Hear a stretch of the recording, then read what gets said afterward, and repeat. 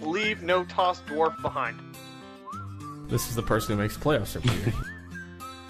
It's over there with McFadden's hands on Hillers. Are you making fun of me?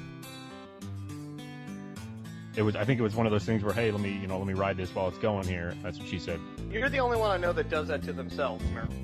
That's what she said? Oh, see, now that was appropriate. Somebody else says something and you can do it. Here we go.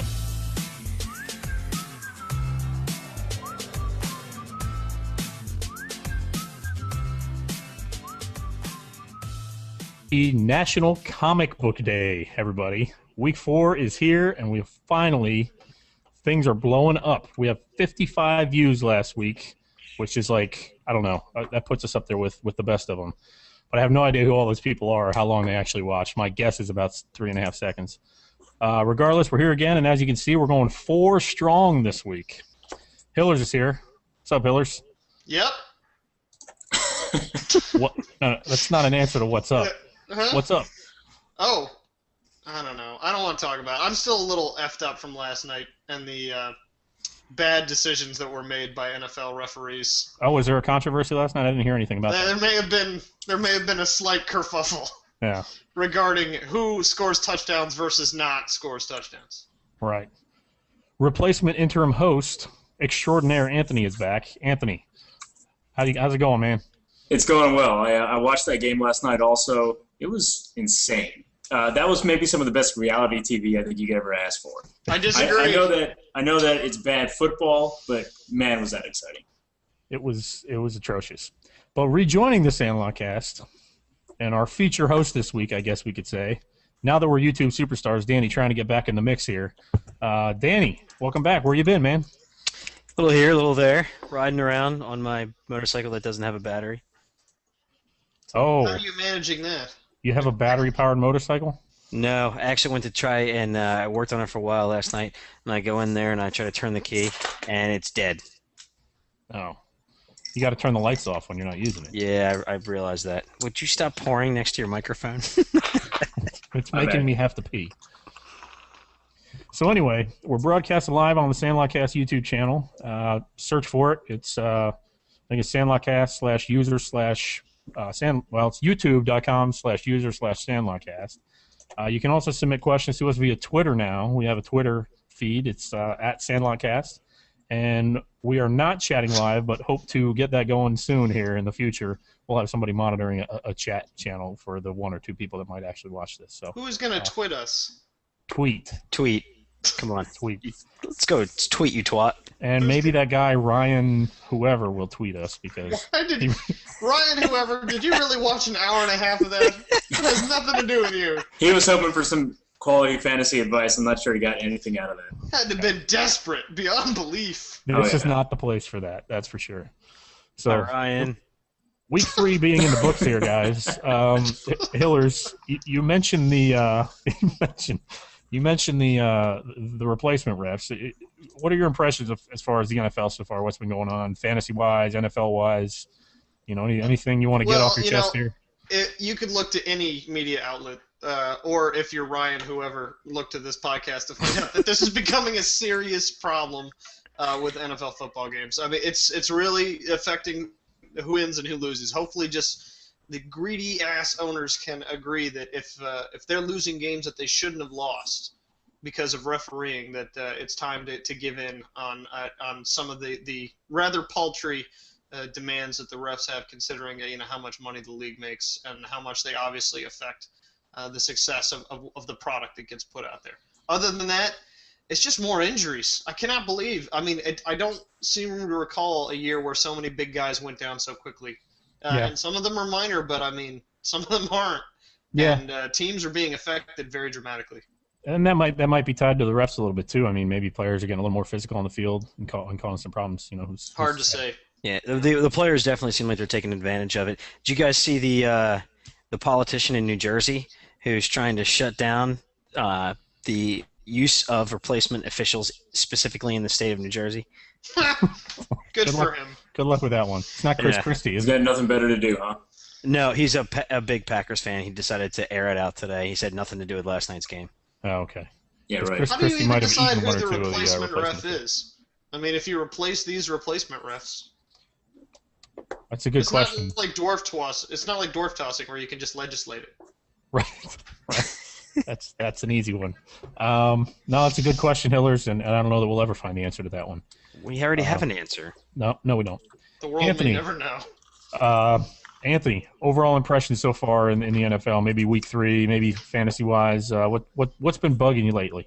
So I'm going to echo what Hiller said and said the injuries. It's really affecting a lot of teams. I think a lot of teams across fantasy at least have somebody that they drafted and starting on their IR at this point. Fortunately, I think for everybody, I don't think anyone's done for the year unless you're an IDP and you have Revis. So, I mean, it looks He's like not a great IDP guy, by the way. Just for those of you in IDP leagues, the 4 of you. Because they don't throw to him. Right. Sorry, I didn't mean to interrupt you there. No, it's all right. Yes, you. But, I mean, it looks like some of the major injuries that we thought would be long-term, like Forte, like Bradshaw, they might even be coming back as soon as next week or the week after. So, yeah, key players are going down, but it's gonna be short-lived. Danny, your Eagles been struggling a little bit, man. What do you think about what's been going on in the NFL so far? Anything non-official related that you've been noticing, or just can't get by the officials? Well, unofficially and officially, Vic sucks. He's terrible. Like, I cannot get rid of the ball. I mean, Andy Reid's that's what's gonna end up costing him his job, unfortunately. As much as I like him, he's just sticking by Vic, and I'm pretty worried about playing you guys this week on Sunday Night Football. Should be a good game. It'll be about 9-6, probably like those Eagles-Giants games usually are. Should be entertaining. I think one of the things that's funny in the NFL right now is the shift of divisions, in that the NFC West right now is probably one of the best divisions in football, and I think it's mostly due to their defense, but NFC West is pretty strong. AFC East is terrible right now. The AFC West pretty strong, actually. I mean, you got Peyton Manning out there now. I think the Chiefs are pretty bad, but I think the Raiders could be sneaky good, and the Chargers, I think, could be pretty good this year. So I think a lot of the power, which was not out west the past couple of years, has kind of moved out there, and things are balancing out a little bit geographically. Yeah, what's with the Cardinals? Their defense is insane. It's like crazy. they just turned into an awesome playoff team. Yeah. Somehow. It's pretty crazy. When they play the Seahawks, I think it's going to be like a 6-3 game or 5-3 or something, because neither one of those teams can score, but their defenses are just sick. So it's definitely a shift going on there. All right, we got to get to fantasy. Yeah, so we're going to try a point. little something different this week and get to the point for Ryan. What's his face? Typically, we go over each team. We try to go over some key points, what we think's going on with them. But this time, we're going to try to go into a debate mode where, since we got 4 people, we're going to try to streamline it a little bit. Where we're going to kind of go over each team, and somebody's going to. We're going to determine whether or not they are or are not going to make the playoffs, and then somebody why? By players. Yeah. So 2 people are going to debate that fact, and we're going to start out with the No Trash Cougars, who are 0-4 right now. They lost this week, 135-69, get pummeled again.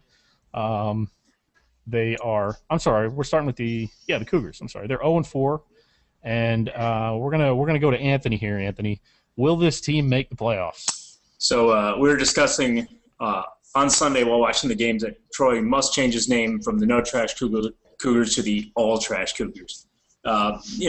Keeping Chris Johnson for a couple of years, that's really the downfall of this team. So with Chris Johnson, there's no way you're going to make the playoffs. He's a guy that you want to start every week, and he's going to burn you every week. And I'm not sure that anyone can really put it out there where you're gonna bench your first overall pick in the snake draft, or a guy that has been kept for years. So Danny, over to you on that. So is that a no or a yes? So I don't think at 0-4 starting Chris Johnson you're gonna make the playoffs. Danny.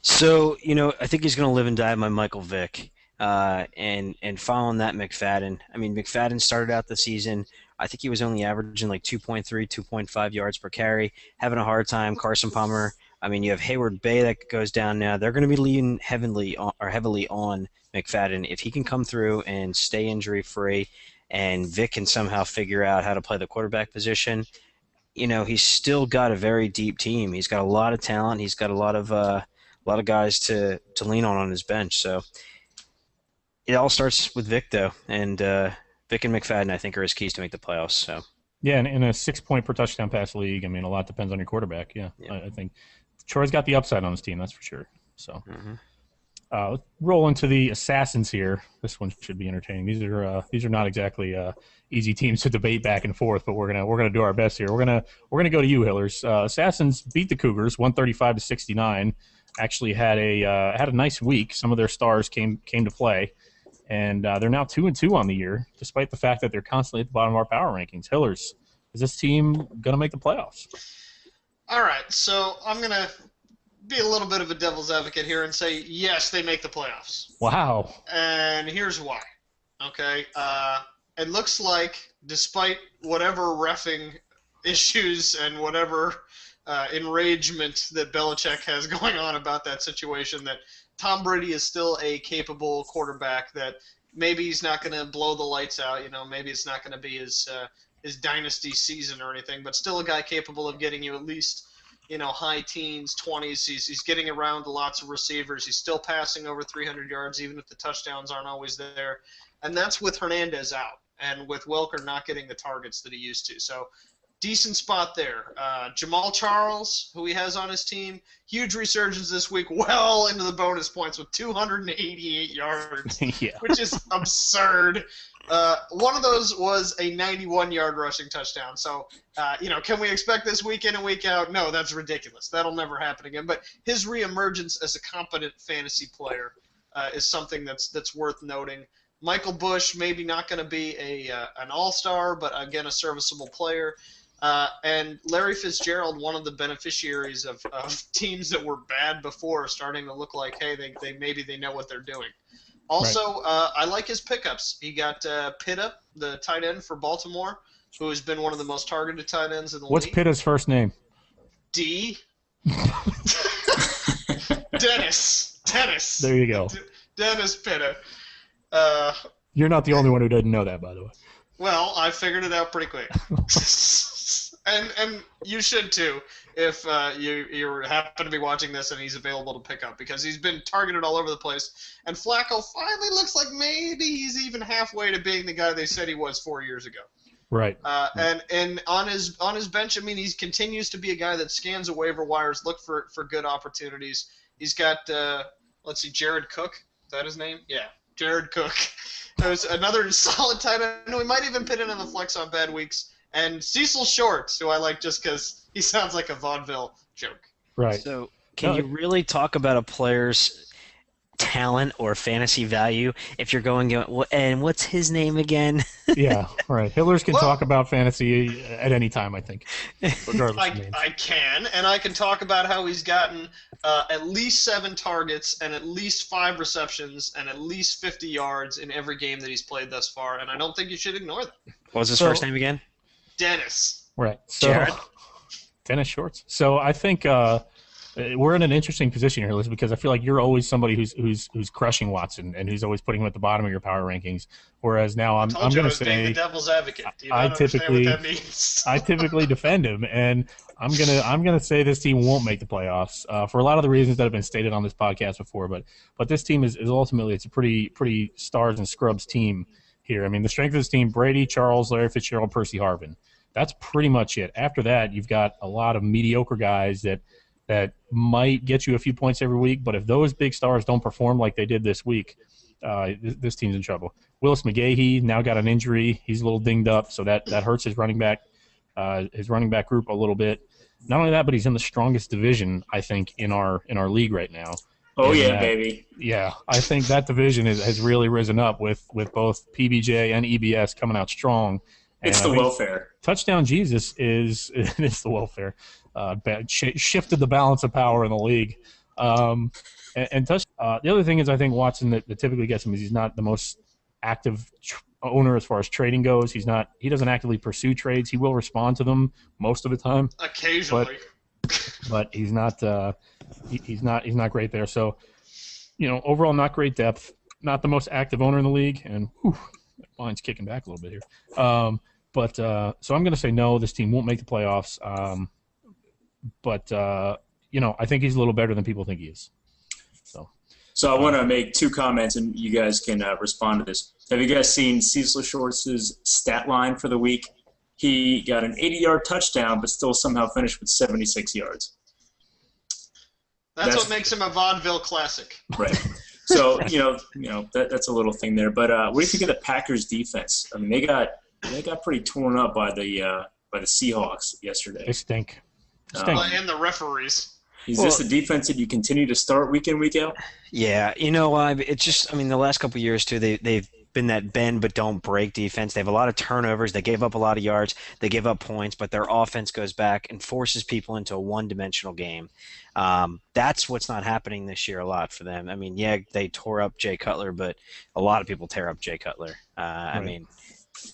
Yeah, The Redskins could do that. Yeah, if they score a touchdown, you're going to do just fine. If they don't, it's going to be kind of rough. Well, and they play a little physical, too, and their corners especially play pretty physical. And with these replacement refs, that physical play is turning into a lot of flags. So I think that's hurting them a little bit as well. Yeah, fun fact about replacement refs, they're calling pass interference about 30% more than last year's average. Yeah. Well, that is a terrible stat, because I was reading an article from... You're a terrible stat! Wow. It was a terrible stat because what's ended up happening is they're not calling the illegal contact, which nullifies a pass interference from the start. So the illegal contact gets led at the line and ends up turning into pass interference 10 yards down the field. Right. So, right, because they're not used to illegal contacts, not a rule where they come from. Yeah. Exactly. Where they come from. So suck it, Which is God knows where. They're like geography teachers and stuff. I was reading something FAA online employee. where I wish we could know before, every game where they would announce, coming in and out of breaks during the games where they would announce what each ref does for their full-time job. I think that'd be tremendous. Did you guys hear about the Oakland and San Diego? I think it was one of the first Monday Night Football games. The head ref was not only a teacher, but only a substitute teacher. He couldn't get a full-time teaching job. But he's reffing football at the highest level on the planet. They were joking that his students are like, didn't that guy sub my history class today? Well, it could be a substitute bus driver, I guess, so we'll take a win there. Let's move on here to peanut butter jelly time, though. Stick in that division, and, kind of in that division, I guess. Peanut butter jelly time won again this week. They put up 100 points. They basically double the midgets, who are abysmal right now, but they won 100-51. They go to 3-1 on the year. This one we're going to go to Danny for. Danny, is peanut butter jelly time a legit playoff contender? Yeah, absolutely. As long as they continue starting legal lineups. Too soon. Yeah, he really has a nice lineup here. Austin Miles has been working out well for him. Austin Miles, you might remember that guy as a second receiver here. He's come in and had about Austin Miles. Yeah, he means Miles Austin. For people that know his actual name. My Hillers. Wow, you kept going with it too. I thought that's great, man. I was already looking up down the lineup. Tried. Yeah. Anyway, double digits in every one of his games, and really been pretty strong. He's got a lot of talent up and down his lineup. I think Michael Turner is kind of a key point for him. He came out and looked like he was doing nothing for a long time, and then had a decent game this last game, and I don't think he's got a lot of depth at running back. And by not a lot of depth, I mean almost no depth. So, what's the word on Turner? Is he going to get suspended? Has there been anything? They usually wait a couple weeks. It's kind of weird. I don't know what point. Just one DUI, right? Yeah, but it's an immediate suspension. Well, depends. It hasn't always been a suspension. It wasn't for Marshawn Lynch. He had one, right? Right. He didn't get suspended. Yeah. Well, that was is that the one that was 4 years ago? No, it was over the summer. It was in the he didn't get any suspension for that? Nothing. Oh, okay. Never mind. I thought they were giving them for first time. Anyway, but yeah. I thought so too, but I don't know. I say yes. He makes the playoffs. Okay. Anthony, what do you think? I have to agree with Danny. Despite being in the strongest division, he has probably one of the best receiving cores, arguably one of the best running cores, as long as Turner's playing. RG3 turned out to be a fantasy surprise. Mm-hmm. And I agree with Danny about the depth on running back not being great with only Pierre Thomas and Jackie Battle, but nobody in any fantasy league across, in any 12-man fantasy league across the U.S. has running back depth this year, I think. So I think if one guy goes down, you probably can scrape by with Pierre Thomas as long as your other guys are performing. Yeah, he makes the playoff either in a wild card or a division winner. If RG3 goes down, you think this team can withstand that? So his backup is Jay Cutler. I'm not really comfortable about Cutler, but I think that He's poison. I don't think the think Bears that- are comfortable about that maybe there's somebody on the waivers other than Cutler that is startable. I have a backup quarterback that's going to be the MVP of the league, apparently. Oh, really? Yeah, Who's that? Jay It's Cutler. not Jay Cutler. It's not Jay He's Cutler. poison. Joe Is it Flacco. Austin Miles? Yes. It's his brother, Miles Austin. Isn't he supposed to argue against me? Yeah, I don't know. I don't have to do anything. You What have to. is he We're doing supposed to point say? counterpoint. Who's bad? He's going off the rails here. You're There's supposed to nothing- have to do that. That's the whole Okay. point of this. Well, he's not making the playoffs because Owen Daniels you is mute going to him? drag his team down. because he's poison. Yeah, I can mute him, but I don't know how to unmute him if I mute him. So He has That's to okay. unmute himself. Dan Bailey is going to tank that team out of the playoffs.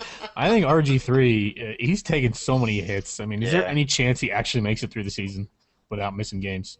Small guy. I don't know. Well, and another question is how long before teams get a read on him? You know what I mean? Is this like long-lasting talent, or is this one of these things where a guy comes out and just has some surprising? I mean, if you look at Cam Newton from last year Yeah. to this year, it's Yeah. not the same guy he was last year. Right. By far sight, and RG3 could be a similar story. Of course, he's not playing next year; he's playing this year. So True. But if he was, then you could get double points for 2 games. double points, yeah, because That'd be- in the future, that'd be it's worth great. Double. Yeah. It's like interest. Mental Midgets are our next team on the list here. Team that everybody thought was coming out strong. Anthony has labeled them a former power this year. They lose to the PBJ time, which we already discussed, and they are now 0-4 on the year. They put up 51 points this week. They lose by 49 points. So I'm going to start this one off here, Hillers. I'm going to go with no. This team will not make the playoffs. Bastard. That's an Good easy one. analysis. At 0-4. I think it's a big it's a lot to come back from. Obviously, we've had teams do it before. We've had teams win championships when they started this slow. But right now, his team is just not performing the way it has, and it mostly comes down to Matt Stafford. Last season, he had 2 games that were under 15 points throughout the whole season, and 3 games this year, he's already got 2 games that are under 15 points, and he's just not the same. And even when you watch the games, he doesn't look like the same Matt Stafford. He's throwing high. I don't know. He's just not as accurate as he was last year, and so I think that's a big deal. He's got 3 touchdowns on the year and 4 picks already, so that's really going to hurt him. He has major running back issues right now. Rashard Mendenhall, he needs Rashard Mendenhall back and Fred Jackson back in the worst way. If those guys come back, that's definitely going to help. But hopefully, I think he's going to be out of it already by then. His wide receivers, he's got Macklin who can't stay healthy. He's got Steve Smith, and like you said, Hillers, with Cam Newton regressing, that's really going to hurt him. And Gronkowski, who had the best season a tight end has ever had in the history of the NFL. Everybody was kind of expecting him. I don't know if they were expecting him to do that again, but they're expecting him to be somewhere near that level. And I don't think he's going to be there, especially with Aaron Hernandez down. That passing attack's gonna suffer. So I'd say no on Seth making the playoffs. Wait, who's arguing against you? You are. Okay. Well, I'm Always. going to do a great job, so brace yourself. Okay. So I don't know if he's going to make the playoffs quite yet, but here's why this team could turn it around. Okay.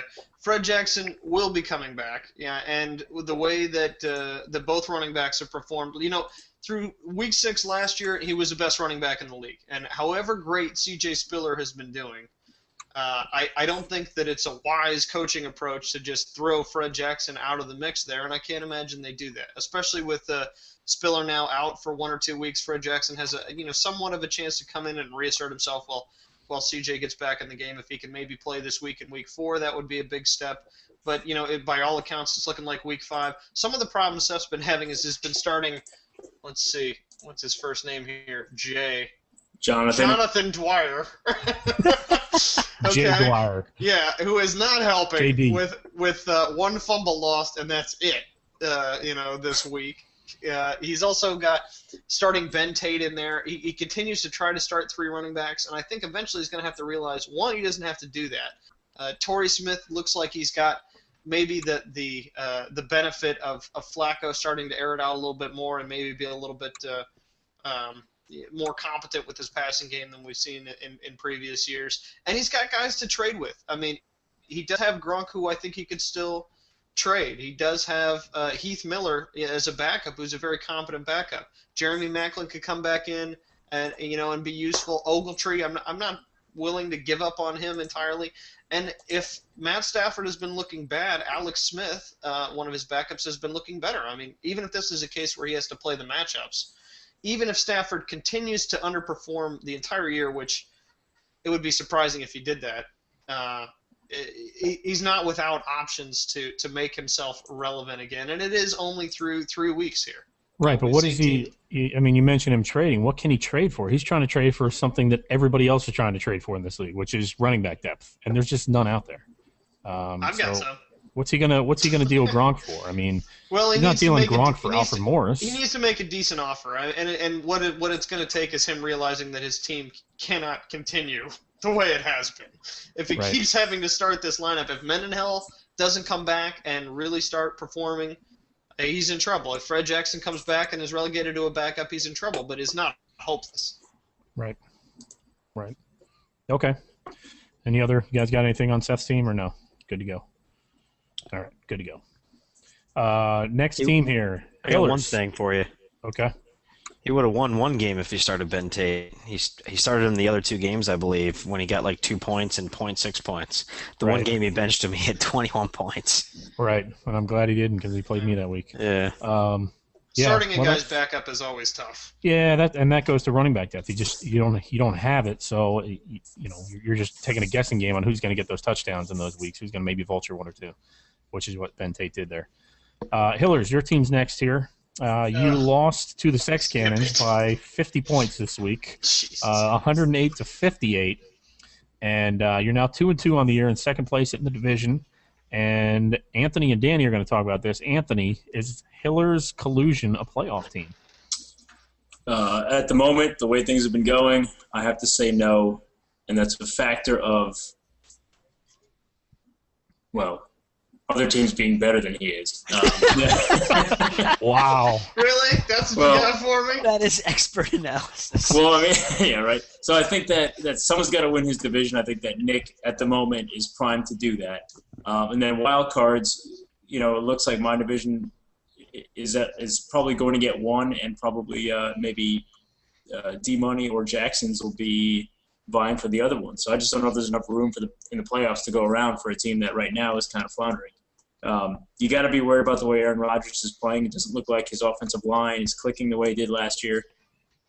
I don't really know what's up with Reggie Bush's knee. It appears he'll be okay. But Richardson's got a real tough middle ahead of him.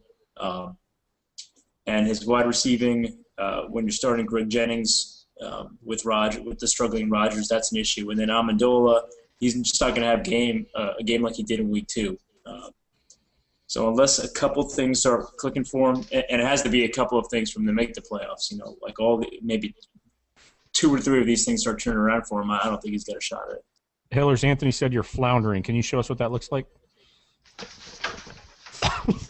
Okay. God bless the video cast. Okay. Anthony, or I mean, Is there Danny. a flounder mask I can put on this thing? Danny, Anthony is counting out Hillers, which so many have done before. Is Hillers a playoff team? I've seen it before. I've seen it multiple times before. And I tell you, it's going to come down to Aaron Rodgers. I still believe in that guy. He doesn't look terrible. It just seems like something's not clicking on the team. I'm floundering. Floundering. Yes. Anthony said no apps, sir. Okay. All right, let me turn this off. You can't look sad in this. And I don't know why. I can't quite pinpoint what's going on. They seem to have a better running game than they've had in the past.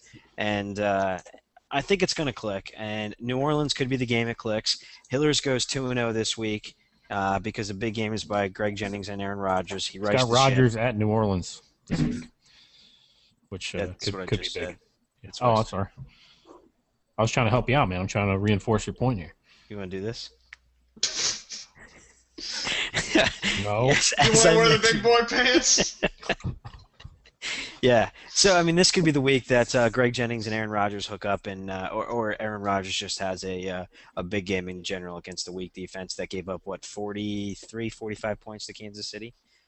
So I think you're crazy. I think Hillers is fighting for that wild card spot. No thoughts on Alfred Morris, keeper, Absolutely. bust. I think he's a guy I think he's a guy that I wouldn't mind having as my flex spot. It's tough. I mean, it's Shanahan. I mean, yes, right now he's towards Alfred Morris, but all it takes is a little bit of a hamstring, like just twinge. He's all of a sudden now relegated to second duty, and somebody else comes up and steps up, and they're awesome. So that's the thing I always worry about with the Washington running backs under Shanahan, and in general, I'm just a little weary of a Redskins back. Sure. I mean, in Week 8, Roy Halou could be the guy you want. Yeah. So that's definitely. So how many touchdowns does RG3 vulture from Alfred Morris? It seems like anytime Too many! Yeah, it seems like every time they're within the 5, it's RG3 looking to run them in. So can you survive on that, I guess? He should call up D'Angelo Williams and see how he deals with it. Because No, he Cam should call Newton up Mike jacks all his Vick and find touchdowns. out how that works for him over the long term. That's a good point. Coaches should tell him to Yeah. quit doing that. Yeah. So, Hillers, do you consider yourself a playoff team quickly? On the bubble, after this week, I can't say yes. Okay. So are you Texans- saying no? I'm saying no. Okay.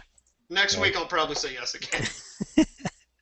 Sex Cannons are our next team here. Were the team that took Hillers to school this week, 108-58. They are now 4-0 on the year here. They've been at the top of our power rankings pretty much all year. Things are working out for them quite well. Danny, is that sign language? Am I supposed to know what that is? Yeah. He opened the book. Oh, and took him to Took school. him to school. Got you. Hope you took notes, Hillers. So, Hillers, you were at the business end of this beating here. You have as good a view of this team as anybody after this week. Do you think the Sex Cannons are a playoff team? Yes. Okay. And here is what I learned while I was out behind the woodshed. Okay. Is that anybody on this team can F you up, and probably a bunch of them are going to contribute at once. Okay. Peyton Manning or Andrew Luck, I would say, are both startable quarterbacks at this point. He's got the most silly-looking running back core in the league right now with Ray Rice, Stephen Ridley, and C.J. Spiller. The only one that looks like, okay, maybe Ridley's a little bit inconsistent because you don't know who's getting the carries in New England. Maybe Spiller eventually has to deal with the Fred Jackson situation. But the combination of those three guys, it's like unbeatable, especially when you consider that their tight end situation with Gonzalez and with starting Vincent Jackson and Marquez Colston and guys on the bench that are even coming up, like Denarius Moore. He's got Doug Martin sitting the bench if he decides one of his running backs aren't doing good. Kenny Britt could pop up at any time. This team's just a disaster from start to finish, and probably Disaster? at this point the best team in the league. A disaster for me. Yeah, he beat me by 50 for points. us, I mean, okay. I got you. I'm going to say no, Hillers. I don't think this team makes a playoff. I'm going to argue no here, and let me tell you why. I'm going to tell you why here. Is it the Bills D? Well, the Bills D is not great, but They're stout. mostly, I mean, the quarterback, he kept Peyton Manning last year because he thought Peyton Manning was going to be a guy who could carry his team, who would come back and be somewhat similar to the old Peyton Manning. We saw him in prime time against the Falcons last week, and he did not look like the old Peyton Manning. That ball was fluttering up in the air for anyone to come catch anytime they want. So I think that's going to be a problem. I mean, he's going to get, the 26 is going to be the best he gets out of Peyton Manning, I think, this year. He's not going to be the guy who throws 35 touchdowns again. And I got I think 24 that's in going to week hurt him. 1 against Pittsburgh. Exactly. 26 is going to be the most he gets, like I said. And he's going to be struggling. So he's going to start wondering, should I start Andrew Luck? And once you start thinking, should I start my rookie quarterback over Peyton Manning, one of the greatest quarterbacks of all time, now you're starting to second-guess yourself. Let's get on to those great running backs you were talking about. Ray Rice, not going to argue that, arguably the best running back in fantasy football. Okay, great. Stephen Ridley is a Patriots running back, and there hasn't been a Patriots running back you want to start every week since Corey Dillon back in, 2005, 2006? That goes way back. So Stephen Ridley, he started great, but if you look at his point, 21-9-3. It's kind of declining a little bit there, and it looks like they're dropping into that Brady short passing game again, which Belichick loves so much. Doug Martin is a running back, the feature back for the worst offense in professional football. I'm not going to say that this is a guy I want to start every week, so a little bit of holes in his running back. And then when you get to his wide receivers, he's got a lot of inconsistency in those wide receivers. I mean, Vincent Jackson's a guy who'll give you 2 points one week, 21 the next week, 3 points the next, 4 points the next, 22 the next. So he doesn't give you that kind of consistency that you want. Marcus Colson, same thing pretty much.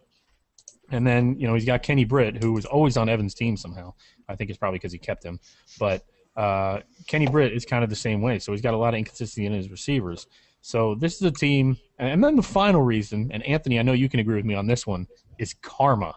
Because this guy has had everything go right for him for how many years now? He's won 2 of the last 3 championships with subpar teams when other teams have clearly been better. It's going to come back to bite him. Right now he's got the lowest points against in the league by a mile.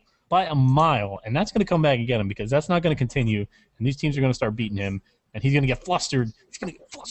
He's not going to know what to do.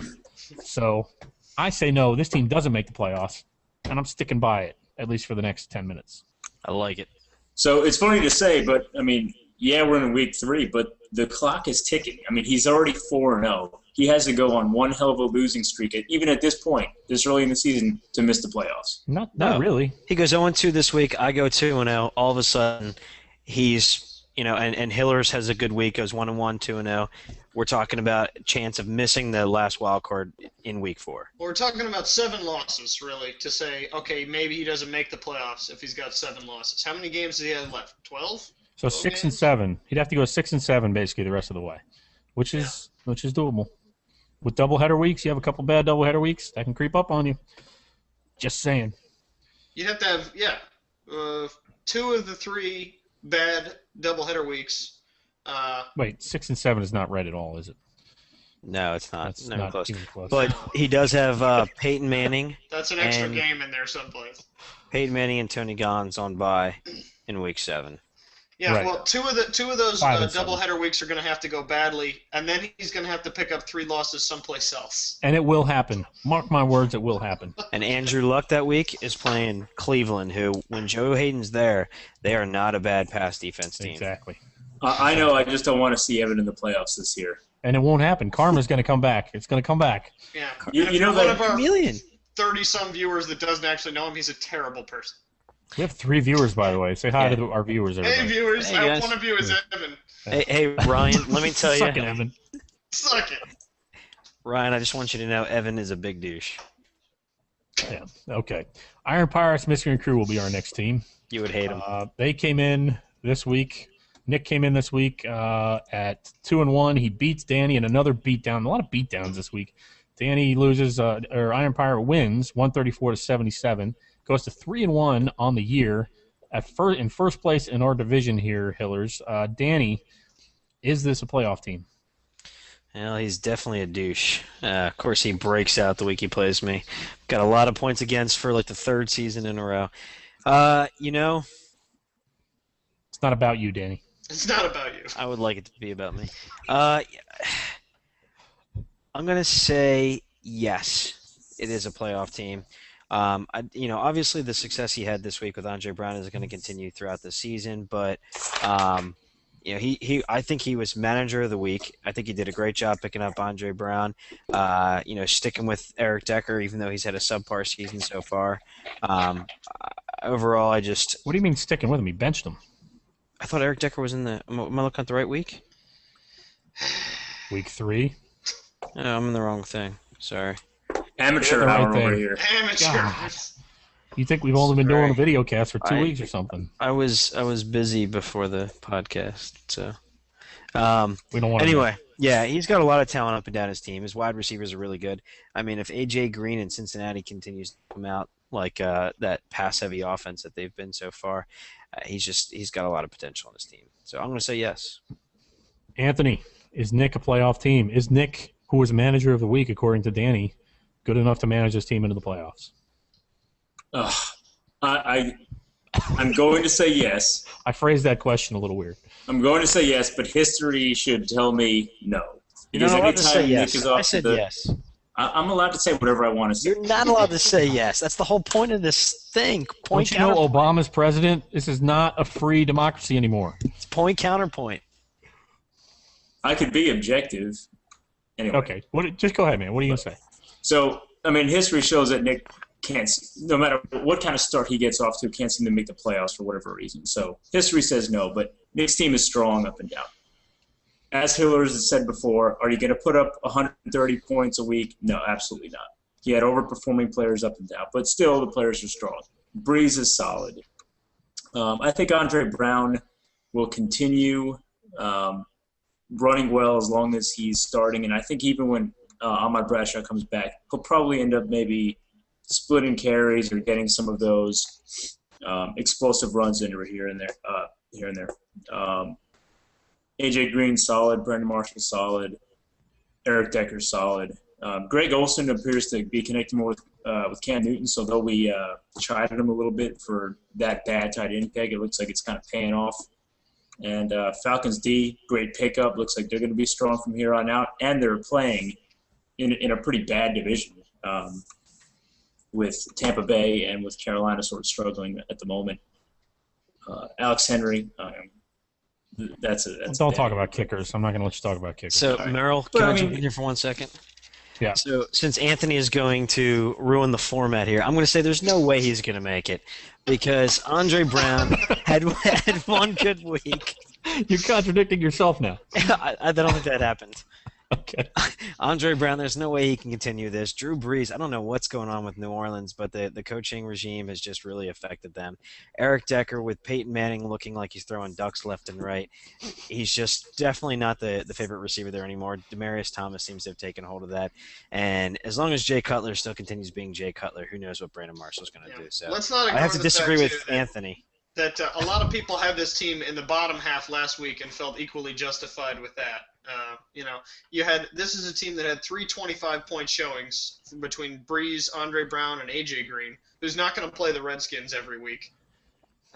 Right. And you've got guys here that can just as easily all fail as all blow up. Well, yeah, it's only a matter of time until Nick makes a Mike Wallace for Jacoby Ford trade, and that's typically kind of what he does midseason. That's the key right there. Yeah. So and the we'll Falcons see. had 18 points in defense this week too. As long as he doesn't nick it, he'll blowing be the okay. door, so he's gonna nick it. Yeah. But you know what, Hillers? I mean, you can take away 2 of those 25-point games, 25-point scores, and he was still beating Danny this week. Well, yeah, it's not hard to beat Danny, but I mean, other teams put up more points than that. Let's get into that a little bit because Danny's our next team here. Danny lost to Nick, 134-77, as we stated. He's 2-2 on the year now. He's put up some good scores, but so far, it's been kind of hit or miss. He's been a little inconsistent. So I'll go ahead and start here, Hillers. This one's going to be me and you, I think. So I think I don't. This one's tough because I don't know what to think of Danny's team right now. Has he put up some good scores, Merrill? Sorry to interrupt, but 130 is money. 130 is a pretty good score. I'll take that every week. But then 83 and 77. Yeah, so 130 is a good score. So I would consider that, yes. Some good score, I would say. They'll make it singular. So, yes. So, I'm going to say, I'm going to say no, Danny. Just yes. a lot of yes. I know you appreciate that. I think a lot of it is just because the other teams. There's some other teams that I feel like are gonna be. I mean, only 5 teams make it out of 12. I feel like you're definitely a bubble team. I'm gonna say no, mainly because of the depth issue, and I feel like you have one of the worst running back cores in the league right now. A lot of that obviously depends on Ryan Matthews coming back. If he can be as good as people think he's going to be, then I'm going to be incorrect on that one. But Mark Ingram he's just not a good football player, and DeMarco Murray cannot get any blocking whatsoever, and that Cowboys offense is just a mess right now. So I don't think the running backs are really going to work out. Now your wide receivers are pretty good, but now you got Aaron Hernandez who's hurt, who you invested a little bit in the draft, and I love Aaron Hernandez. I wish you could have kept him, but there's really nothing coming out as far as how long he's going to be out. So I think that's going to hurt you. And right now, I mean, I guess it comes down to your flex play. You've got really no reliable flex play right now, and I think that could that could hurt you in the long run, and is going to lead to a lot of those 130s, but then 77s. So I'm going to say no, Hillers.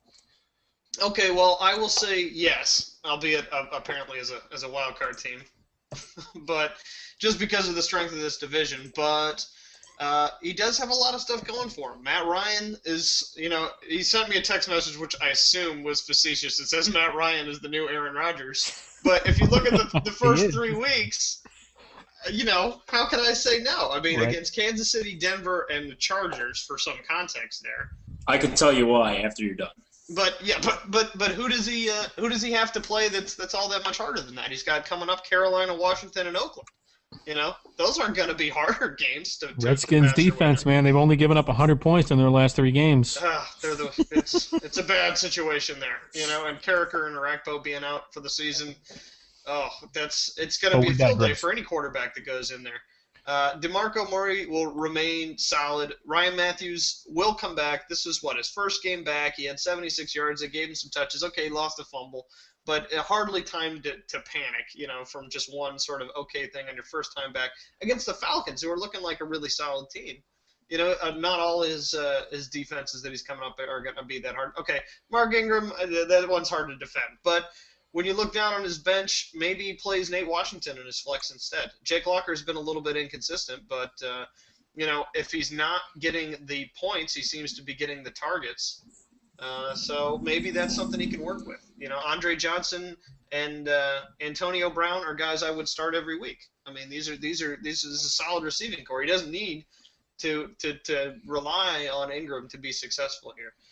If Hernandez going out, of course, hurt the team. And Scott Chandler isn't a capable backup, but these are things you can nibble off the edges on the waiver wire or some low budget trades, and do okay. So yeah, he sneaks in there. Anthony, you had a comment. Yeah, I'm going to tell you why Matt Ryan isn't the guy that maybe everyone thinks he is right now. So you look at his stats, and yeah, he has good fantasy numbers, but that's because of the amount of touchdowns he's thrown. And I'll give you that. It seems like they're throwing a lot more in the red. Numbers. Many touchdowns. They're throwing a lot more in the red zone than they did in the previous years. But look at Matt Ryan's passing yards. He hasn't broken 300 yet this season, and that's what's going to ultimately hurt you in the long run. One of the things that our league gives is bonus points on yards above 350. I don't think Matt Ryan's ever going to hit that. And the minute that Matt Ryan starts relying on his running game a little bit more than in the red zone is the weeks that Matt Ryan starts putting up these 15 to 18-point weeks, which is what he did almost the entire beginning half of last season. So once that happens, it's going to be a different team. I would argue that the difference there is that it was a different offensive coordinator that complicated the offense, and this offensive coordinator is actually leading much more towards the passing, the no huddle, aimed after Peyton Manning's no huddle.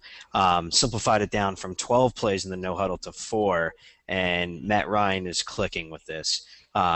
They have made a conscious effort to switch from the running to passing in the red zone, and he hasn't needed to throw for 300 yards. They've owned them. He had an entire 3.5 minutes. He could have crossed 300 yards if he wanted to last game, but they haven't needed to. They're going to play some better teams.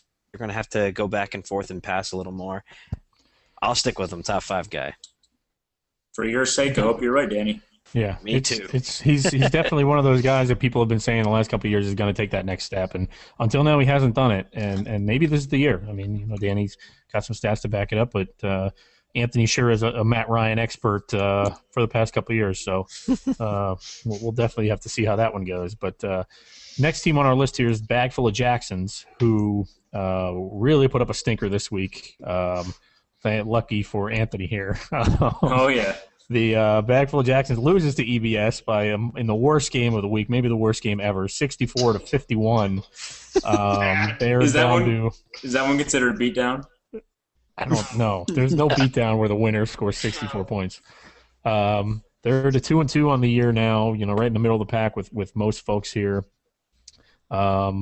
Anthony, you lost to this team here, so you get to tell us. Do you think they are a playoff team, or you beat this team? I'm sorry. I beat the team. You get to tell us if this is a playoff team or not. Snuck away in a Pyrrhic victory. Unbelievable. Nobody scores 51 on me. So I had Jackson's in week 2 at number 10 in my power rankings. Then last week jumped all the way up to number 4 just based on the strength of their starting lineup. And then this happened, and I don't know where to place this. They're gonna still be at 4 because I I like the names on the roster. I mean, they're all talented, guys who typically perform well and have are more or less consistent. But I mean, this was the worst of every player on this team up and down. It's a bag full of something. It's a bag full of something. So I'm not sure what to think of this team anymore. Well, you have to tell us if you think they're a playoff team or not. That's how this segment goes. I'm getting there. I'm working up to it. Okay. So I think, given the strength of this division, he's not going to win it. And again, not enough wildcard teams wildcard spots to go around. So I don't think he gets it. I think he's going to be kind of nipping on Danny's heels, and then probably someone else in the other division. I don't think he makes it this year. Okay. So I really wish I had won Frank Gore in the draft, and I think he's been a real good cornerstone for him despite a subpar week this week. Still at 72 yards. Yeah, I mean, but not what you wanted. You were getting, 16, 17, first couple games, something like that. Yeah. I think he's got a lot of guys that can blow up week to week, and that's why he continues to compete for the wild card and why he can ultimately win a playoff spot. Phillip Rivers, I think, could be better than most people thought he was going to be this year, and he's got a lot of guys that can have huge games. I mean, Victor Cruz, Deshaun Jackson, Thomas, they just all had a bad game in the same week. And I guess if I have this kind of blow up or a terrible team, I'd rather all my guys slump it in 1 week that's not a doubleheader week and hopefully continue to bounce back next week. Sure, they got to come down to earth sometime. Yeah. I don't know if I've ever seen this before in our league, but he had not a single touchdown on his entire team. Not a single one. That's insane. Not even Phillip Rivers?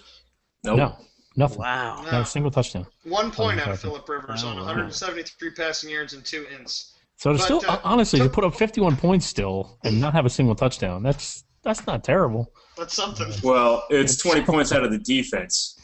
Yeah, well, that's you can't rely on that every week. Right. No, but he doesn't have to start Rivers either with Schaub and Dalton there. I mean, both those guys look like they could have promise given the right opponent too. He's starting Rivers. He's a Charger. Yeah. So. Well, there was that. End Zone Bombardment Squad is our next team here. Actually, I have one last thing. So Sure. week 2, I said that there's no way that Lovins is going to put up more than 107 points again for the rest of the season, and it's been true thus far. So we're just going to keep track of that one. You better. Thus far being 1 week? 1 week. 2 weeks. Okay. All right. All right. End Zone Bombardment Squad is our next team, Hillers. And they beat the Bags 64-51 in that epic battle of bag full of something. And they're now 4-0 on the year. They start out undefeated so far. And I'm going to ask you, do you think they can keep this up and be a playoff team? Yeah, this is a classic case of a W is a W. And we'll just ignore for the time being how this particular one came about and never speak of it again. Because his guys didn't do so great either. Thank you. But, if Tony Romo is going to continue to be, a big sack of losingness, he had one good week against the Giants, which who doesn't anymore with their secondary. Christian Ponder Cam Newton is one answer to that. Okay. But in the meantime, though, there's nothing not solid about Marshawn Lynch, Steve Jackson, Steve Johnson, Roddy White. Maybe there's something not solid about Brandon Lloyd, But he's got a tight end he can put in the flex. I mean, at this point, between we got it. We got it, Danny. Some of these receivers and a tight end there. You can play the matchups and start Bennett and Davis in any given week.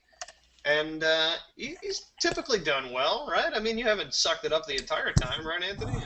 You had a couple he's good weeks in there. He's had 2 good weeks, and then this week, which, obviously this isn't going to be a typical week for him. This isn't a typical week for anybody except Troy. No. So he'll be, I think he'll put up some scores. I don't think he's a playoff team, though. If we look at the draft, his biggest investments this year in the draft were Steven Jackson and Tony Romo. So far, not really working out great. So other than that, we look at his keepers. Well, first of all, let's go back to Romo real quick. Romo's got no offensive line at all. Okay, this Cowboys offense is a disaster. Danny, you can attest to that because you have DeMarco Murray on your team. It's killing me. Yes, the Cowboys offensive line is a disaster. Des Bryant can't get points. DeMarco Murray can't get points. Jason Witten isn't doing anything. Kevin Ogletree has had the biggest game of any Cowboy yet this year, pretty much. So, that's your Cowboys offense right now. So Tony Romo not really working out unless they can get that offensive line solved. He could be in trouble here. Steven Jackson hurt in week 2, not really performing well. His points, I don't think he's been in. Has he been in double-digit points yet? Even he's been around 7-8 points, 8, pretty much 5, averaging. and 3. Yeah, so not really working out for him there either. Now, Marshawn Lynch, I will give you, is a great running back, but you remember building up to week 1, he was already having back spasms. He just signed a big contract. In week 7, I don't think Marshawn Lynch is going to be playing. I think he's going to be hurt by then because he's just got back problems that could flare up at any time. So that's a problem that could come in and really hurt the team. And Roddy White is not having the year that we thought he'd have with the emergence of Julio Jones, and Tony Gonzalez is even getting a lot more targets now. Roddy White is not the same receiver we thought he was either. So I think those reasons. I think this team, is he a 64-point team? No. Is he a 130-point team? No.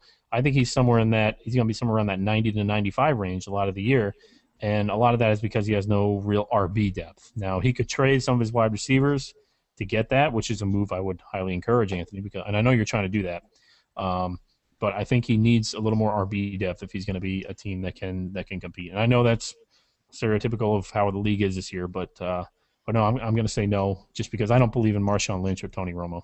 Not to add to your counterpoint, but in the absence of Steven Jackson, Ant even had the foresight to get his handcuff, Darrell Richardson, and he hasn't really done much either with 2 points, 10 points, and 2 points. I mean, it's the Rams, it's not the running backs. But... Thank you for agreeing with me, Hillers. I have convinced you then. No. Yeah, after you win. Merrill, one thing you forgot to mention, Anthony has had some pretty solid performance out of his number 2 receiver there. It was an amazing pickup. Who's his number 2 receiver? Steve Johnson. Oh, Stevie Johnson. Yeah. Touchdown every week, right? Yeah. He's been, yeah. He arguably could have been the difference maker if he had say Santana Moss in that spot. Hey, Santana Moss had a touchdown this week. He did have one. So, he did have one. Not this week or any week. Do you know how many points he got total though? 8. No, he had 6. He had 6 yards, 1 catch, and a touchdown. So 6.6. 6.6, yeah. That's almost 7. Yeah. So, Anthony, care to counterpoint any of our arguments there? Well, a couple interesting stats about my team is that I won 3 games by less than 10 points, or about 10 points. Okay. So I think that Steve Johnson, has been a difference maker on this team. He's been a pretty solid guy. I'm going to disagree with Hillers saying that Brandon Lloyd is the iffiest receiver on this team. I'm pretty sure he's the guy who's getting the most targets from Tom Brady on the team. And, he hasn't gotten the touchdowns, but he's gotten a lot of receptions. And you have to start a guy week in, week out that has that kind of statistics. Fair. Sure. Yeah. Okay. I'm worried about my RB depth. Clearly because I don't even think I have one on the bench that I could start. Kevin Smith won't probably play another snap again this year. I think that might be a little harsh. Yeah, I don't know. Detroit does not want to start him at all. No. They hate him so much. They hate him so much. I don't know why. He does pretty good for them, but they do not want to start They didn't even keep him on the roster after he had a great second half of the season for him. They're like, get out of here. Thanks for that. See ya. I'm happy about my Christian Ponder pickup for $1. It looks like he might be a startable quarterback in a matchup situation against Tony Romo. I'm even debating starting him this week. Do it. Again, it's Ponder versus Detroit over Romo versus Chicago. With Chicago's defense and with Romo struggling like that, I think Ponder might be the better start. The only thing that worries me is that it's a doubleheader. He threw up 30 against the Niners, okay, and he had 20 the week before that. And had 35 pass attempts in both, and some decent efficiency here. I mean, for a guy that's just in his second year, is looking pretty good. I think he's a wait and see guy. I'm going to need more than 2 weeks to really start trusting Christian Ponder. Well, you had all last season too, technically. Yeah, if you saw some of that wasn't those, great. yeah, if you saw some of those throws in the San Francisco game, they were terrible They were throws. prayers, man. He was missing at the time that Kyle Rudolph caught the ball at the back of the end zone. Adrian Peterson is sitting in Wide the middle of the open! slot, Wide open! open, waving his hands. He was not making good reads. He was panicking. He just got lucky. Although I don't I disagree would have with won my Ant. game if he thrown that to Peterson. Just I saying. don't disagree with Ant. I might consider starting him this week with Romo at Chicago. Yeah. With that line, with that defense, Ponder playing a weak defense. Who did Detroit played? Tennessee. Tennessee. Thank you, and they put up. Jake Locker, 31 points against him.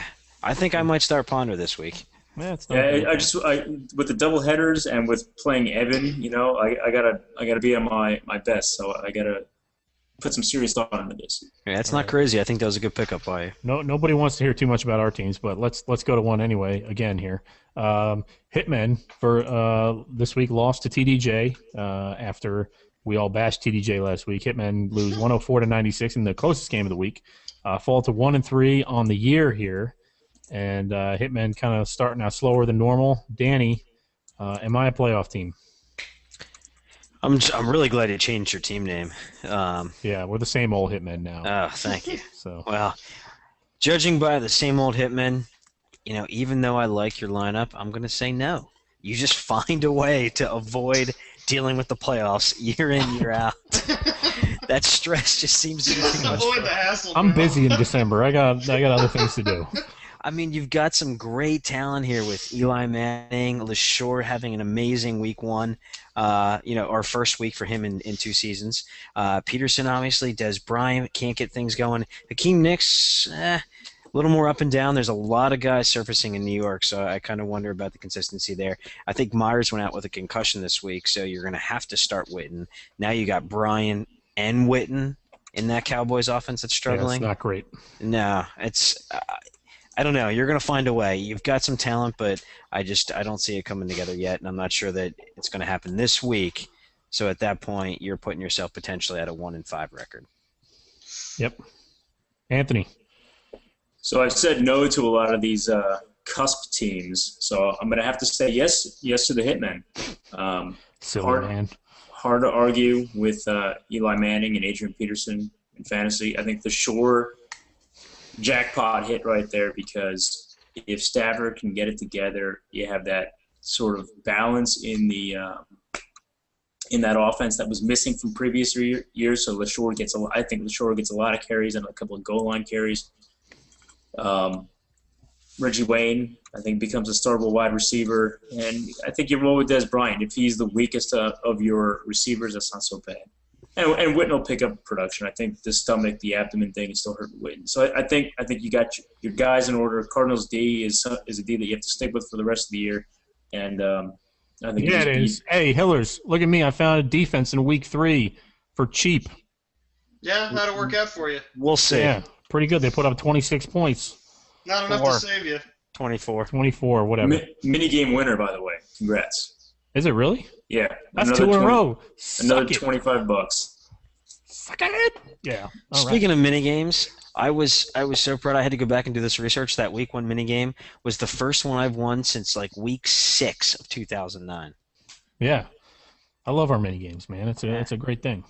I've got like It gives almost people all like my Merrill leagues doing something it. to feel good about. It's good when you Yes. win them. Yeah. Well, hey, not all of us can make playoffs and win playoff games like you guys. So we got to win money Not somehow. like some of us. So You're a busy guy, Merrill. I am. Okay. That was Hitmen. So that means that brings us to our last team here, which is TDJ, right? We've covered everybody else. So TDJ did beat the Hitmen 104-96, as we said. They're 1-3 now. That's their first win of the year. This one's me and you here, Hillers. So I'm going to go ahead and start and say this is I'm going to say this is not a playoff team.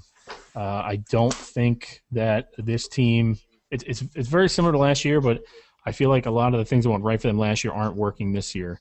The main thing is with Cam Newton to start, as we discussed, and did a little stat research here for you guys. But a lot of it is we overrate him a lot based on his 2 weeks last year. He came in. Did we lose Anthony? No, Where did he's he go? Keep going. Did he just leave? He's done? Just power through. Okay.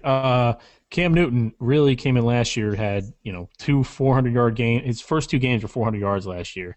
Since then, he has had only 2 games total over 300 yards passing. He has 23 touchdowns and 19 interceptions since then, too. So that's not a good quarterback.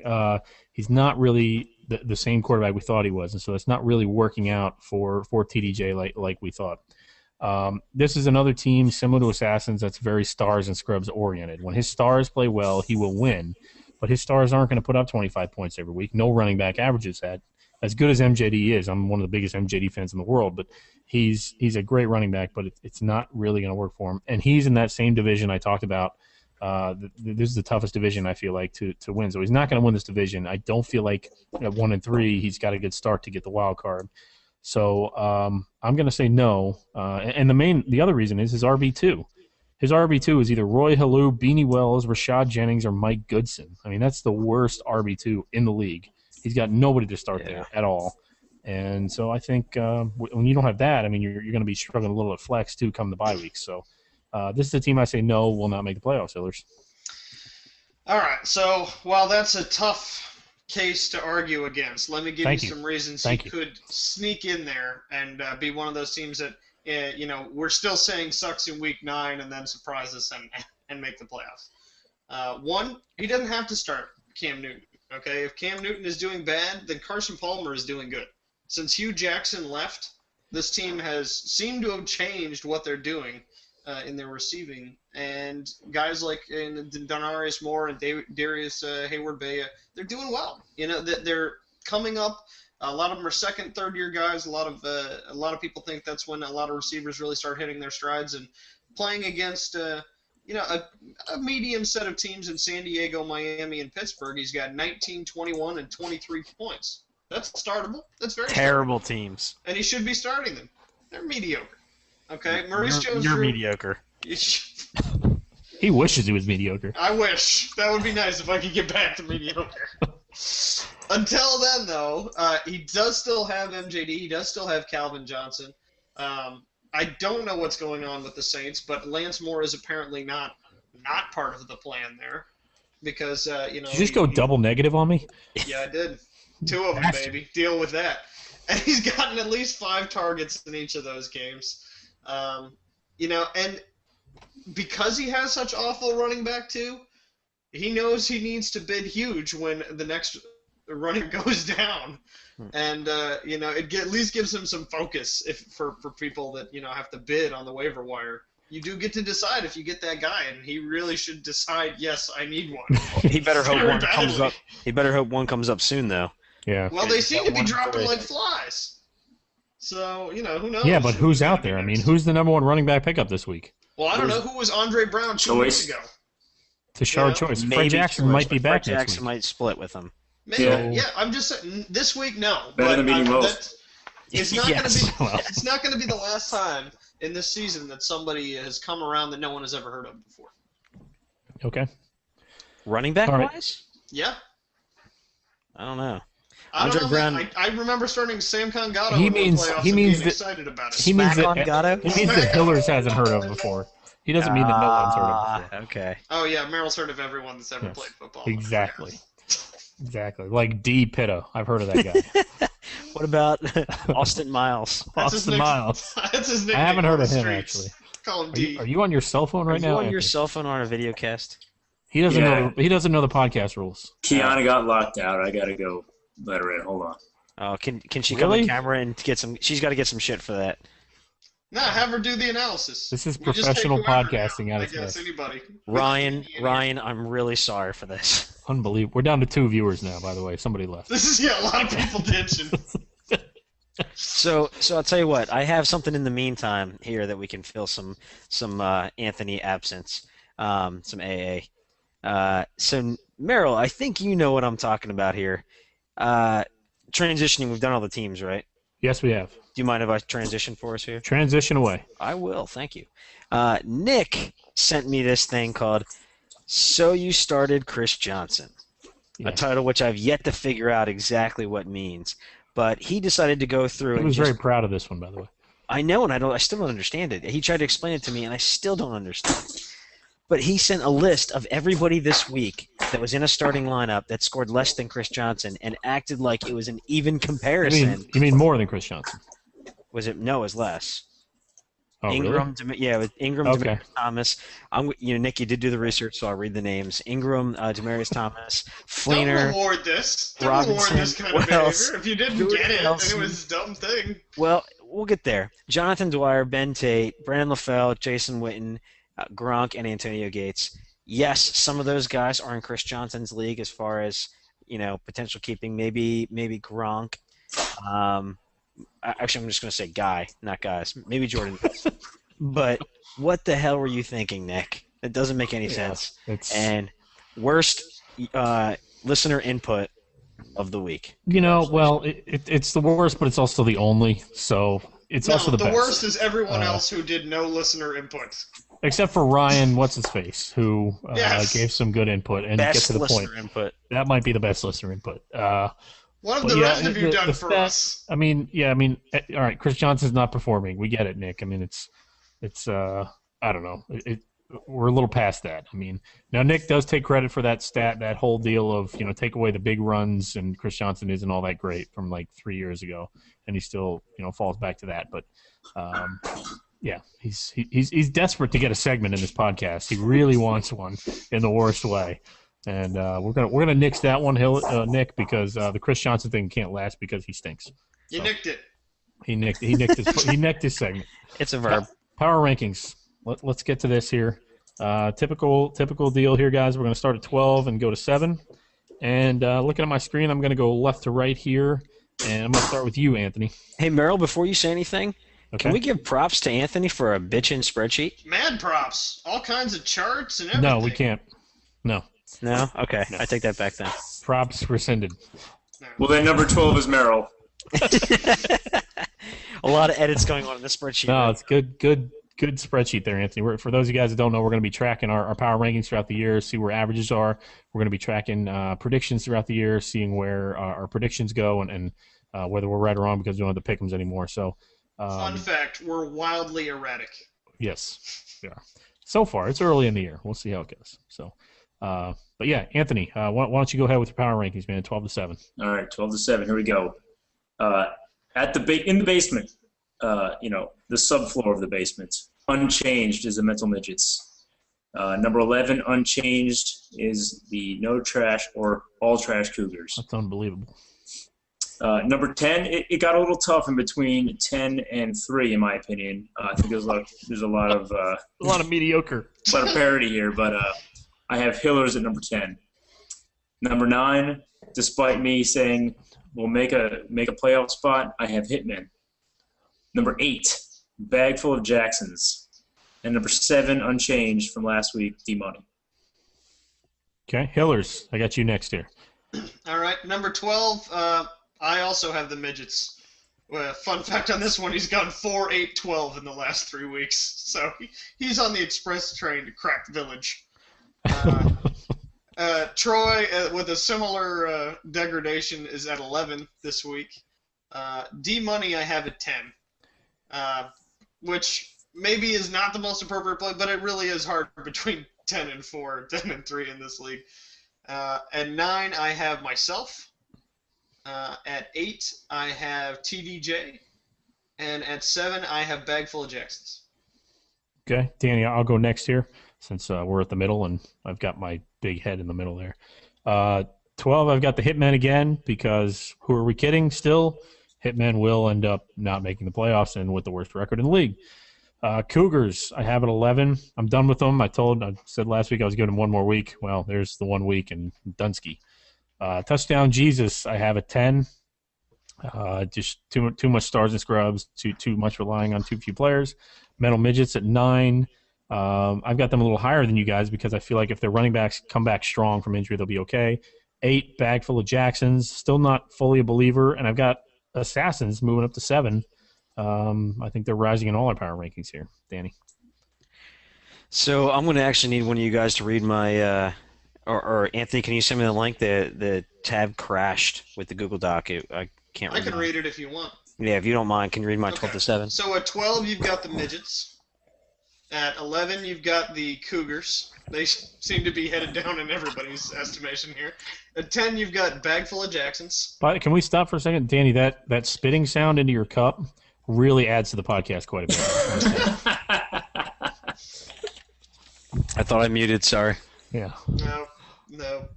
At 9, you have TDJ. At 8, you've got the Hitmen. And at 7, you have Hillers. Okay. Thank you, Hillers. All right. Let's go to number 6 then, Anthony. Anthony, can you send me the spreadsheet link real quick, just in case I can get Hillers, back to it? Hillers, do that today, please. Okay. Well, I read my picks. All right, so number 6, I have TDJ. Number 5, could you believe that I have the Assassins at number 5? I can't believe that. It's shocking. But I got them there. That's playoff caliber there. That's playoff caliber. Number 4, this is the most spastic jump around, but I have the Iron Pirates Machine Crew at number 4. Number 3, yours truly, EBS. 2, PBJ, and number 1, the Cannons. Okay. Hillers, have you sent Danny his link yet? I did. I'm good. It came up. Then you're up, Hillers. Let's see. At 6, I have the Hitmen. At 5, I've got the Assassins, which went 12-12-5, and I tried not to give that big a jump. I just couldn't. Just because of how much better he did this week. At 4, I've got the Iron Pirates. At 3, I have EBS.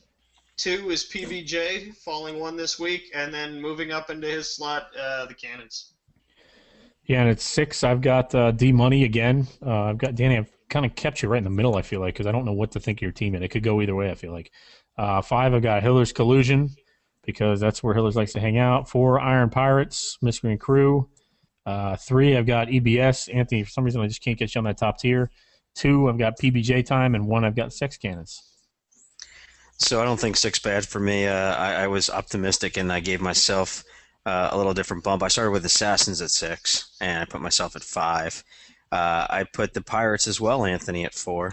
And the top 3 are pretty similar. I have EBS, then PBJ at 2, and the Sex Cannons at 1. I think they should change their name. I think that's why they're undefeated. Yeah, it's killing it. I mean, he never starts this well. So let's get into, I guess, predictions. We'll try to run through it pretty quick. We're running a little long here. As usual. As usual. And this is doubleheader week, so this isn't going to go all that quick. Let's just say who's going to win then. Yeah, we'll just roll into. Not worry about matchups or anything like that. Right. So I'm just pulling it up here on the old iPad-aroo. And The iPad-aroo. I don't think it's called that. It is called that here. Okay, so let's start with. We'll go top of my list because it's on the old iPad-aroo here. Iron Pirates Miscreant Crew versus the same old Hitmen. And while you guys are getting caught up there, I'm going to go ahead and pick the. Oh, you're changing the order. Yes. I'm going to pick the. Wow. Iron Pirate Miscreant Crew. Yep, Pirates. Anthony? Pirates. Arr. So just after Talk Like a Pirate Day last week, we all picked the Pirates. Next game, Bag Full of Jacksons at Same Old Hitmen. Here I am going to take the Hitmen because I'm still not a believer in the Bag Full of Jacksons. Hellers. Jacksons. Ant. Hitman. Danny. Same old Hitman. Alrighty. Next game I have on my list here is Peanut Butter Jelly Time at TDJ.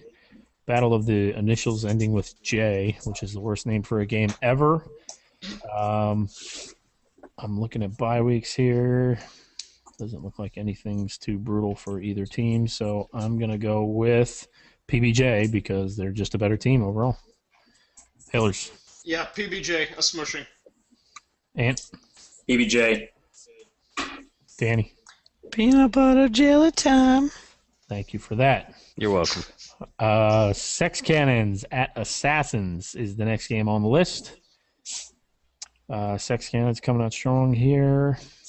Let's take a minute to review. What are you, Hillers?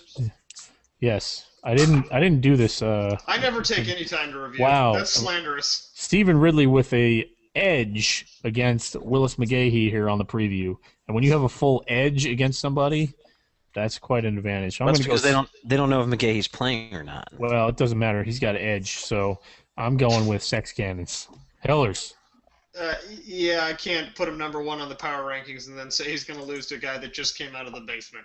So, Cannons. Ant. Ditto. Danny, are you going to contradict? I came close, but as much as I want him to lose, it's going to be the Sex Cannons. And we're tracking our accuracy. I can't say Assassins. Right. This is recorded now. So, okay. D Money and the Pimptastics versus the No Trash Cougars, or the All Trash Cougars soon, maybe.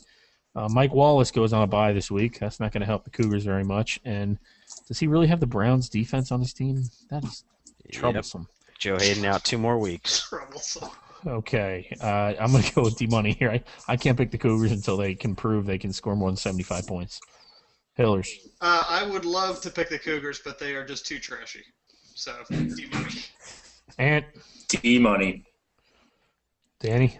I would not like to pick the Cougars, but I will also pick myself. Okay.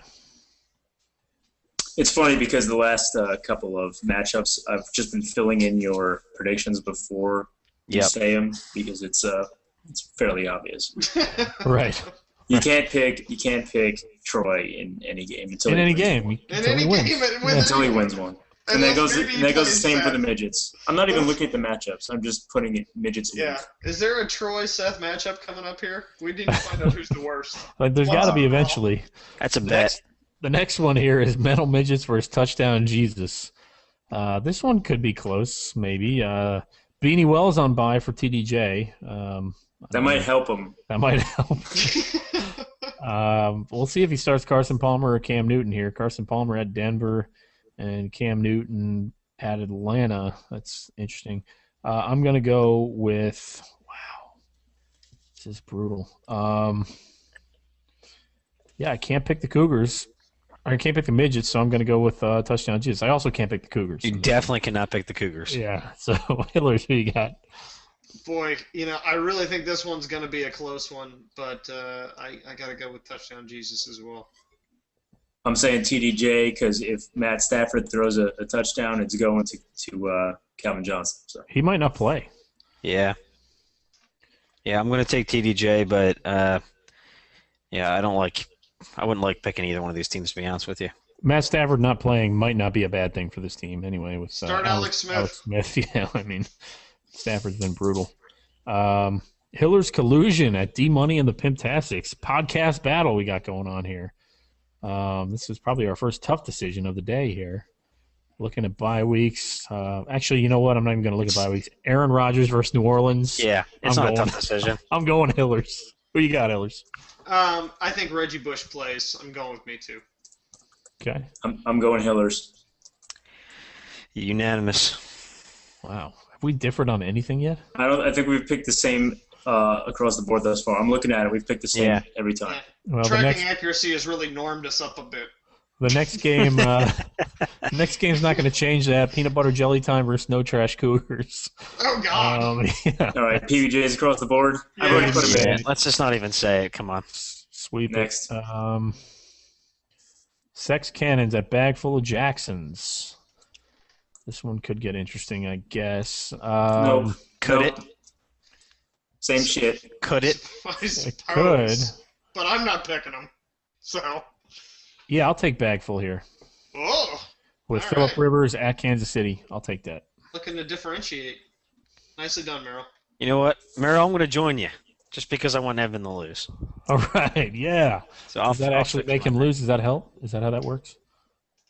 Okay. Clap your hands. So Hillers and Anthony are on Sex Cannons here. Yep. Yeah. Okay. Next game, Hillers Collusion at Mental Midgets. Are we all sweeping it for Hillers here? Yep. Yeah, I am. So. Yeah. I'm not picking myself against. Do I have to answer that? Yeah, I don't know. I heard silence. I need an answer. This is a podcast. It was assumed. Okay. Even Seth was going, yeah, it's a wave. Yeah. Iron Pirate Miscreant Crew at End Zone Bombardment Squad. This might be the game of the week right here. Wow. Bye weeks are non-existent in this matchup, it looks like. Donald Brown for Nick. So it hurts his running backs a little bit. I'll go EBS here. I'll also take EBS. I'm taking the Pirates. Stick with EBS. Okay. Anthony's going with the modest pick and hoping it works out for him. Going for the I'm worried about reverse Romo. jinx. I'm worried about Romo. Well, you don't have to start You him. don't have to start him. Ponder's at Detroit. Hell, Freeman's at Washington. Yeah, that's a good start. Right there. Yeah, true. End Zone Bombardment Squad at Assassins to end it here in the a little rivalry battle we got going on here. Brady at Buffalo is pretty tasty. Tasty? Tasty. It's delicious. I can taste it. Bet you can. No McGahee, which means Watson might be starting Sean Green this week. Hillers, what do you think about Sean Green? What's something that's super poisonous that's not Sean Green? Cobras? Formula 409? There you go. Yeah. Yeah. I'd rather drink a bottle of Formula 409 than a bottle of Sean Green. Okay. Boys. That's kind of disgusting. Yeah. Okay, so that said, let's. I'm going to I don't go know if you with. can handle a bottle of Sean Green, dude. Who can? Few can. The Jets certainly cannot. You know Go what? Belial Powell. I'm taking Assassins here with Brady versus Buffalo and Jamal Charles at San Diego. Hillers. No, Sean Green's influence rears its poisonous head. EBS. And Hard to argue with Hiller's logic there. I'm switching my pick up to EBS. I actually had this pick prior to you looking at anything, but I'm going to take Assassins. McGahee likely is playing. He's just right now. No news has come out about him, so he'll probably be in the lineup starting and sharing his share of the carry. So I'll take the Assassins. okay, I think that's it, right, guys? That's all of them. That's all of them. Not a lot of differences. No. So, Danny, what'd you think of your first video cast? It's a lot easier seeing you guys. I mean, there's still times where you just really want to get in there and not lose the point, so you end up That's what talking she a little said. bit over. But Yeah. case in point, yeah, fun. I like it. Yeah. I still prefer to listen to it on MP3, but I enjoy doing the video cast. Sure. We're still going to work out a chat thing where, again, I don't know if anybody's ever going to do this, but we're hopefully you can live chat a little bit. We'll have somebody monitoring that. And then we have the Twitter feed. Again, you can find that at Sandlotcast. And then we also have our email address, which is sandlotcast@gmail.com. So, and if you want to leave comments underneath the post on the 4SFFL site, please do that. I'm floundering. Thank you. I'm floundering over here. He's floundering. So that said, you guys have any closing thoughts of any kind? I would like to sign off for Mike Merrill and Hillers. Yeah, you I'm a can't do cat that. with the tiara now. I What's can- going on I can- over here? I control the podcast. All right, so no closing thoughts. It's getting a little sloppy down here with the pictures. That's what So she we're said.